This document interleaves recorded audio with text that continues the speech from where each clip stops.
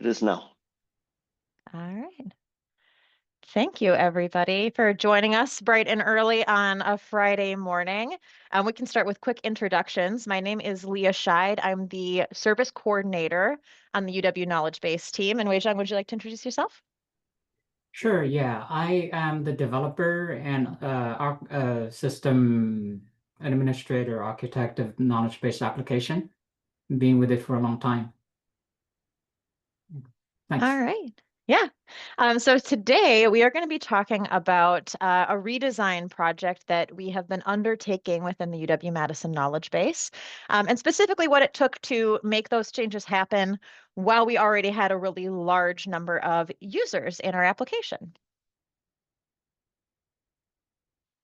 So first, I want to give you all a little bit of background and context on the KB service. So the KB was originally created to fill a need specifically for digital knowledge management within the Do It Help Desk. So it started as a tool for a single unit. However, it started to grow relatively quickly. Departments within Do It picked up the service, and eventually other units on campus. And the KB Advisory Group was created in 2003 to provide a connection between users and the development team. So once it started having more of those group spaces. So this culture of user engagement was really there from the very beginning. And it got to a point where feature requests were really routinely implemented, sometimes very quickly. What this led to was a really robust feature set that was meeting a lot of user needs. However, some of those features were really specific to individual use cases and weren't always as useful to the majority of users. And that high-level service strategy was still pretty fluid.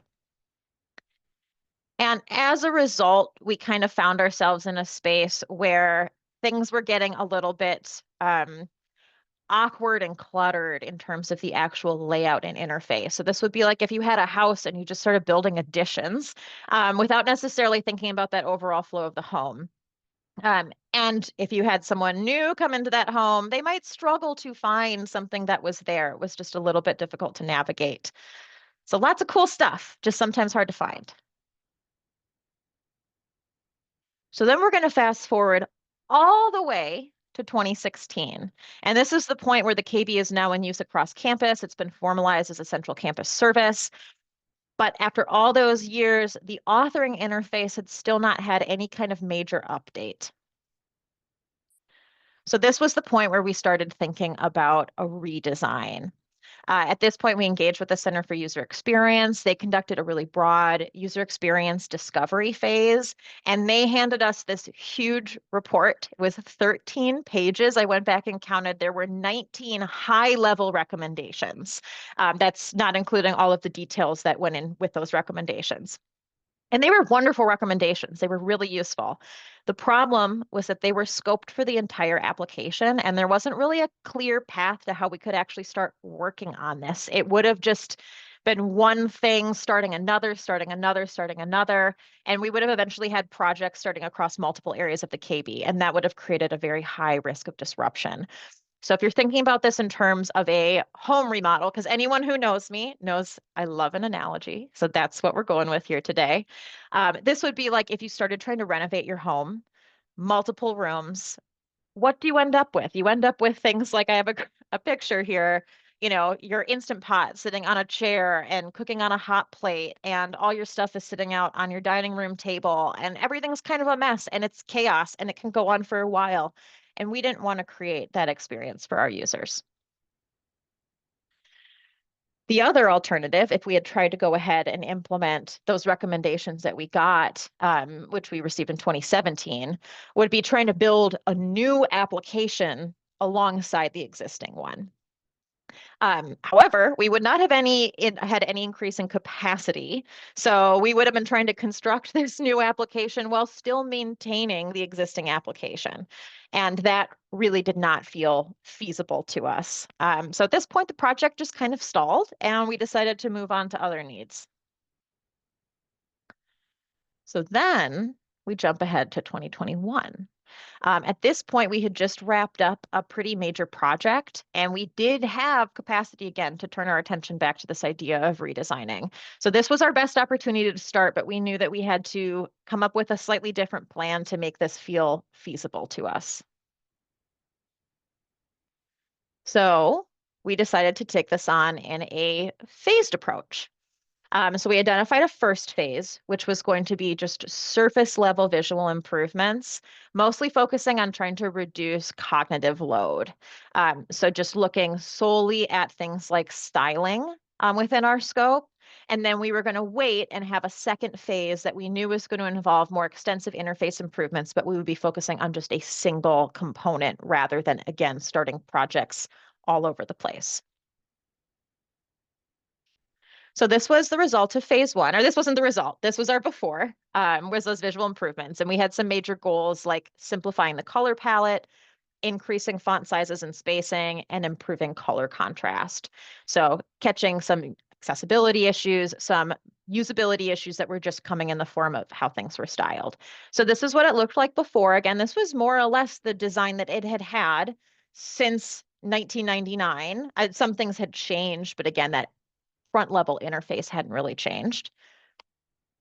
And this is where we got in 2022. So you can see some pretty significant styling changes.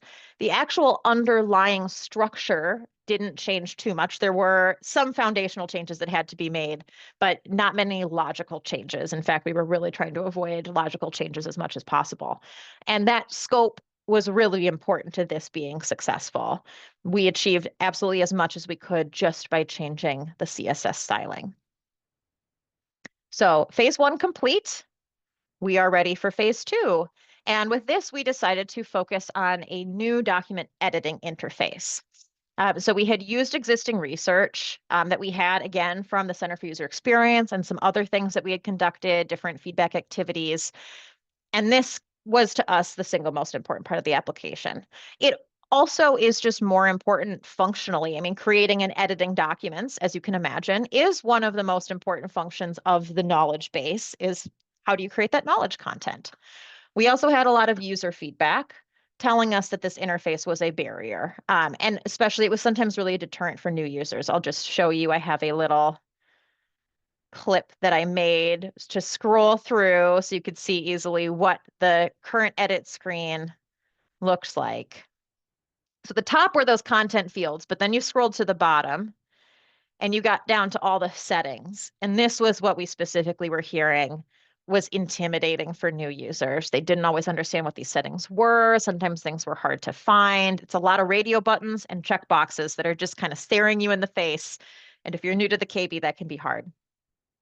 We also knew that it was possible to build out a second version of this interface that could temporarily live next to the existing interface, and that wouldn't require the same amount of excessive maintenance that building an entirely new application would have.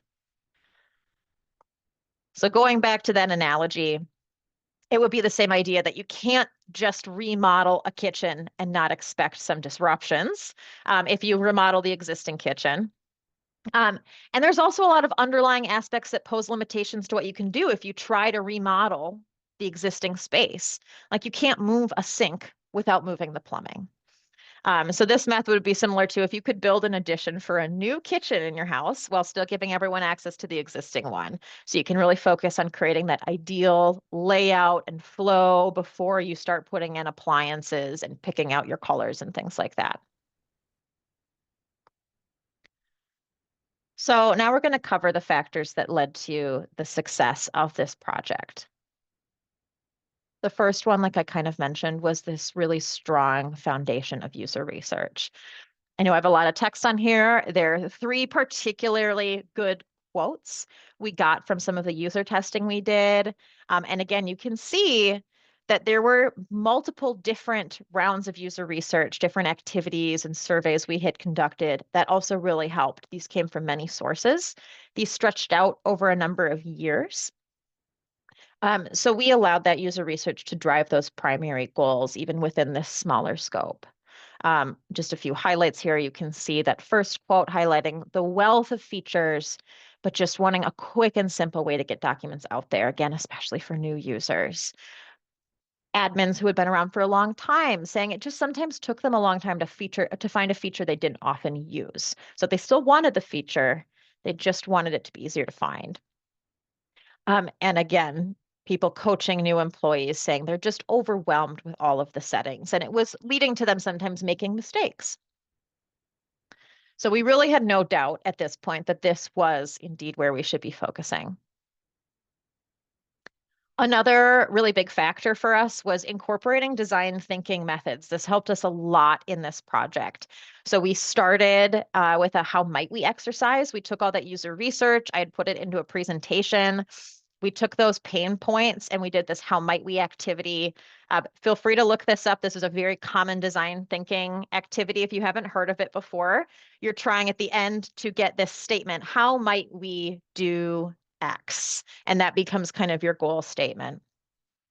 We followed that up with a crazy eights exercise. Again, this is something you can go find examples of this all over if you search for this, very common. So it's a way to do rapid prototyping. So as a team with a few other people from outside the team who participated, we did this really rapid prototyping. You literally have like a minute per prototype. And then you can do some voting and use this to really quickly get some consensus on where you want to go. We then moved up one more level into some wireframing in Figma. At this point, we had taken those 3 favorite layout options we identified from the rapid prototyping Crazy Eights exercise. We made those into some wireframes. They weren't excessively interactive, just enough to give the idea of how the interface was supposed to work. And we did preference testing with users. So we had them look at all 3 layout options and tell us which one they preferred. And that is what guided us towards that beginning. So at this point, development started to build the foundations of the new layout. So this is where Weizhong came in. Weizhong, do you just want to mention here what specifically you were looking for? You're on mute. Okay. So the existing main UI in the KB admin tool, it's a grid with 5 sections. And you have the header section, the footer section, and left navigation. And in the header, actually, there's 2 sections. So somehow that new edit screen needs to fit in one of those sections. So, but it's kind of really difficult to kind of manage all the sections and screen real estate. So the first question we had to answer was, where does the new edit screen live? So we actually came up and I kind of did some experimentation and landed on the full screen model. And you're going to see more of this as we keep going. So Right. that's where now we've kind of, launched on. We're still working on design. Weizhong has started with that foundational development.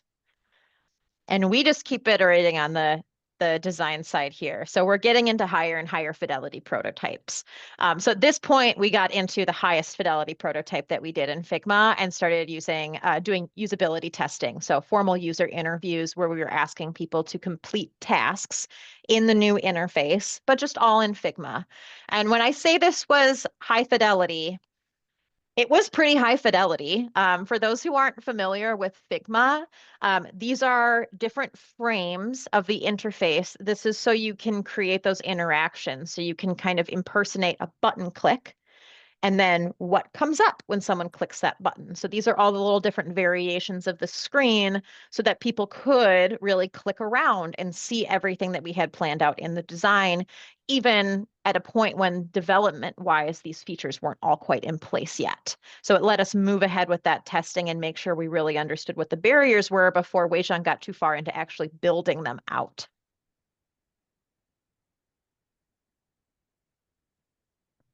And this part was really important. So Weizhong, would you like to talk about that process of developing in parallel?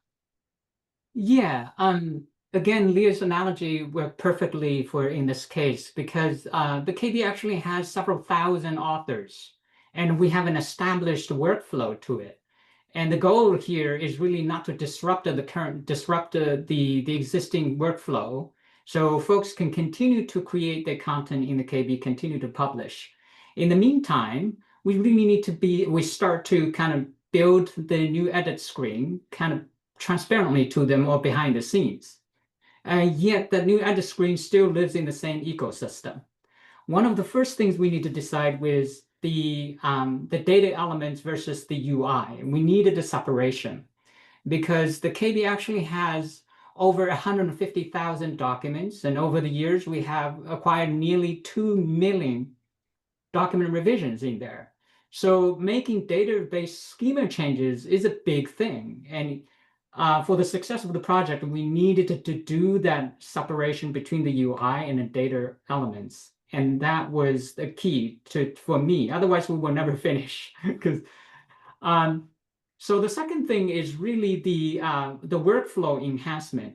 We haven't established a workflow, but as some of the feedback suggests that the workflow sometimes can be simplified and is streamlined in many cases. So while we were doing this new edit screen, we had that in mind, which you'll see later on. And then the evolving design through implementation is kind of very interesting, which I never expected that would to happen. And that is as I build out, I saw the fidelity, high fidelity kind of designs in Figma. But I started to build out, and I realized certain things don't really quite make sense logically. Perhaps we need to move something over here, or perhaps we need to rethink about that. So that kind of really kind of drove the development. I would develop something and I would take to the team on every Wednesday when we have swarm sessions and decide, well, let's revisit this thing. So it's a constant negotiation and a feedback loop. And if the internal team doesn't have a clear answer, we would reach out to our users. So, yeah. Yeah. And like Weizhong said, that dialogue that we had kind of ongoing between those of us who were working on the design side and Weizhong working on the architecture side was really important. I want to point out here that for one thing, it really helped at this point that designers were mostly embedded within the team. Although to point out, none of us were full-time user experience, user interface designers, at least not within the team. It was either existing team members that were taking this on as a piece of their role. And then we also had some other folks from within our sub-department who were more focused on user experience and user interface design, but weren't 100% allocated to our team. So we were pulling them in to some of these meetings at times, and they were participating in that usability testing. But we didn't have this separate design team that was there and focused on this project, but in some ways that did end up benefiting us because we were able to meet regularly and keep adjusting and tweaking. And again, make sure that we were coming towards something that was actually possible. And kind of along the same lines, this, is it coming up? Sorry, hold on. There it goes. Taking this iterative approach was really important too. So both from that design and development side, this let us adjust the designs to technical constraints that Weizhong was finding as he was building stuff out. This also really helped us with accessibility barriers. So we started doing accessibility testing fairly early in that development process. So doing some kind of ad hoc testing, say with VoiceOver on a Mac, just kept checking to see, are there really obvious things that we're finding that are problems so we can address them sooner rather than waiting till the end and conducting some big accessibility review and realizing that there were major problems with things that had been built, maybe months prior. So we caught some of those really early on, and that let us dedicate the time we needed to them sooner. We did do more extensive testing towards the end for those final refinements, but again, we caught quite a few things pretty early. And going back to that user engagement and that user community that had been there from the beginning, paid off in dividends at this point in the project. It gave us an easy way to recruit users for testing. Again, we have monthly meetings where we could ask people. We also just found that when we would send out surveys and things like that, we had a really pretty good response rate. And people were always really willing to help us test, and they knew who we were. So these emails weren't coming from a stranger when we were inviting them to do usability testing. They were coming from people that they had met and had heard from before. And having that monthly KB advisory group meeting also meant we could get really quick, straightforward feedback from those attendees. So this is an example of a Padlet is a tool that some of you may have used before. So at the end of those KB advisory group meetings, we would sometimes just demo either the prototype that we had created or once it was getting built out, showing them the actual working version that we had. And just asking them for some quick feedback. So we could go outside of those, say, 5 user interviews we had done and make sure that, yes, we are really going down the right route. We are meeting the needs. And we also then had some people bring up things that we hadn't thought about that hadn't come up in those user interviews that we were able to start incorporating too. So that really added a lot of value. Weizhong. Yeah, really quickly, the KB was historically heavy on the back end because when it got first started, there were just Internet Explorer out there. So if you build anything that relies on the front end, you're asking for trouble. We had departments in schools like Green Bay, they're strictly IE schools, and what do you do? So I really stayed away from the server side, I mean the client side of things. Until about 2 years ago, we really had to do an autosave feature that people were looking for. So we actually developed and released the auto feature, and without much of an issue. And it's a great addition, feature to the KB editing experience. And that gave us the confidence to kind of slowly to expand to the front side of things. We kind of pushed some of the functionalities to the browser side of things. And along the way, of course, we now know a lot about how to do client-side development, front-end stuff. And we will continue to do the back-end, like the validation, in addition to the server and validation. I mean, in addition to the client side. The client-side validation is sometimes disrupt your flow. So, and in many cases, I would allow that to happen. And when you really, really want to save something, in order to kind of preserve the data integrity, I will also do the server side validation. Yeah. All right. So to bring it all together, again, first of all, knowing the users who are using this tool. So understand the people who are using this digital space was a huge benefit. And then again, that idea that we really had to move together towards the middle in terms of design and development, and having that iteration, having that constant dialogue and feedback going really served us very well. So if we take it back to that analogy, just like if you were redesigning your kitchen, you're not going to be able to make any good changes if you don't take into account those underlying factors like your existing HVAC, your ductwork, and your plumbing and your building codes. Design can't ignore construction or development because you don't want to open up a wall and then realize that what you wanted to do just isn't possible, and you're not really going to get the changes that you wanted. Similarly, if the person who's building something for you refuses to adopt new practices, you're going to miss out on modern design improvements. So you really get that best possible end result by finding that place to meet in the middle. And now I'm going to give Weizhong a chance to show us where we ended up. We are about ready to enter our early adoption stage. So this is possibly even next week going to be opened up to users formally. So Weizhong, if you want to take over the screen share and show folks what this new interface looks like. All right. So this is the current Wix screen. And the new one. Hold on. I'm not seeing your screen yet.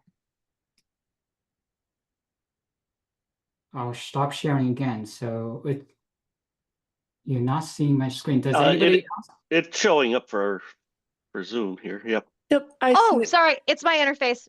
Okay, cool. Nope. So as you can see, the old one requires a lot of scrolling. We did what we could, but still it's too cluttered. and the new one. And so the going back to the parallel design principle here, we actually have, you can create a new doc, and you also have to create a new doc beta. So this is the new doc beta screen. So when you clicked on the new doc beta screen, this is almost like a one-stop, a one screenshot stop, like where you can take care of all your document flow needs right here, most of it, if not all of it. So first off, it's a full screen model, and you've got, the users would have the maximized the screen real estate space, and so you have the content area that sits in on the left side, and all the other stuff we put them in the drawers on the left, on the right. Each of the drawers you can open them up, or you can and push them back in. All of the stuff over here, and so also we tried, as we talked about, streamlining the workflow. When you are creating a brand new document, one of the features people will ask for, hey, like in the current screen, the workflow, you actually have to create a document, set it in a work in progress, and then you go back to change it for team review, and then someone can publish it. Over here, if you have sufficient privileges in the system, you can publish directly, like simple, right? And sometimes really people need to get the work done quick. So that's what it is for over here. You have a very quick way to push a document out there. So here is a document that is an existing document. Options are different naturally. You have more options because you can publish it, you can submit for review, or once it's a review, you can revert to draft. And this is like right now we have the workflow, the terminology calls for active, inactive, work in progress, or for review. Here we use different terminology: publish, submit for review, and archive. And deleting is like moving to trash for recycling. And then we also kind of highlighted some of the features that was there, but it was not apparent. For example, you can actually do a scheduled publish over here. And some other improvements we did was, we wrote a new calendar picker or time picker that's accessible. Everything is like keyboard navigation, Another thing where we did really kind of useful is you can actually take a glance of the right side navigational menu, the drawers here, and get a picture of all the things that goes with the document. For example, you can say, I want to say exclude from search. As soon as you selected that one, we've got to get this message over here that says, hey, for searchability, this document, you're hiding it from searches. And if you selected a internal site only over here, it's going to tell you the site access is internal. The same pattern goes on, and we've done a lot of improvements with the UI and all, and organization of it all. So I realize we're out of time. So this is what you see, and this is actually available. If you're KB admin, you can go to the settings tab and start using it in the beta state. You go to the document settings, and a new edit screen over here, you can say, hey, we want the new doc edit screen access. You can turn it on for your group space. Thank you. Yeah. All right, I'm just going to share our one last slide here. And yeah, you can turn it on now. We just haven't sent out the email, but it is ready, so do feel free. I just want to quickly touch on kind of going forward.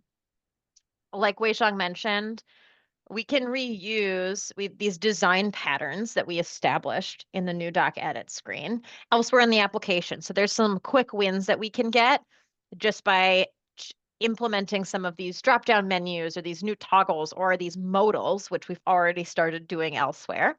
And we also now have this vetted design and development process. So if we do decide to undertake another major portion of the application, we know we can follow this process again and hopefully see the same success that we did here.